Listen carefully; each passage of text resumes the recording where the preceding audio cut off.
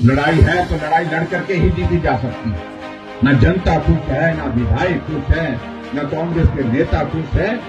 और यहां तक कि कांग्रेस पार्टी की अध्यक्षा भी इस बात को कहती है कि चुनाव में जाएंगे तो जाएंगे कैसे। काम तो हुए नहीं। कि हम ही नहीं कह रहे हैं, कांग्रेस के लोग कह रहे हैं, कांग्रेस के नेता। मैं पार्टी के साथियों की एक ऐसी टोली मिली है, कार्यकर्ताओं की टीम जो मेरे सामने यहां पर सारी बैठी है, जो एक समर्पण के भाव के साथ काम करते हुए चट्टान की तरह पार्टी के साथ खड़ी है, हमारे साथ खड़ी है। जिस विधानसभा क्षेत्र में कभी पार्टी की जमानत जब्त होती थी, पार्टी के आप सब साथियों ने ये तय करके भी दिखाया। आज हिमाचल प्रदेश का सबसे अगर मजबूत गढ़ के रूप में अगर किसी विधानसभा क्षेत्र का जिक्र आता है भारतीय जनता पार्टी के लिए, तो सिराज विधानसभा क्षेत्र का जिक्र आता है। आज तक हिमाचल की राजनीति में इस प्रकार की परिस्थिति नहीं बनी जो आजकल हमारे हिमाचल प्रदेश में देखने को मिलती, लेकिन फिर भी उसके बावजूद हम सारी चीज के लिए सामना कर रहे हैं। लड़ाई है तो लड़ाई लड़ करके ही जीती जा सकती है। हम उसके बारे में सोचते रहें, कल्पना करते रहेंगे कि हम जीतेंगे, वो संभव नहीं हो सकता है।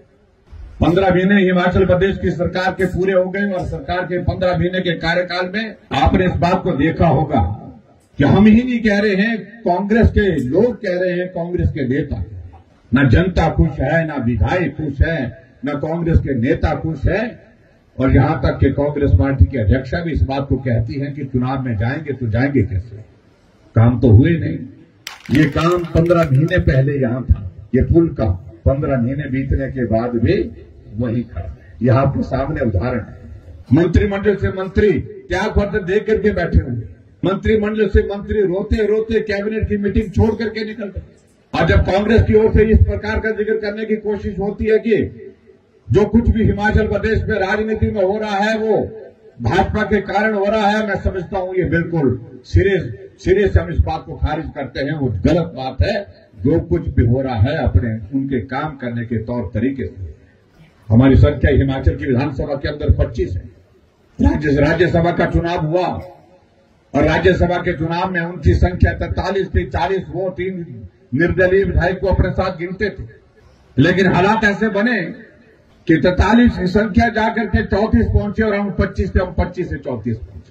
मैं आपसे आग्रह कर रहा हूं, निवेदन कर रहा हूं कि आओ, नरेंद्र मोदी जी का 1 दशक प्रधानमंत्री के नाते पूरा हुआ।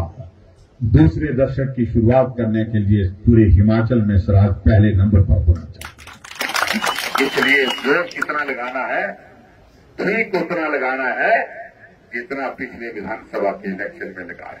यानी कि मेरे कहने का मतलब कि सिराज की बढ़त पूरे हिमाचल प्रदेश में पहले नंबर पर होनी चाहिए।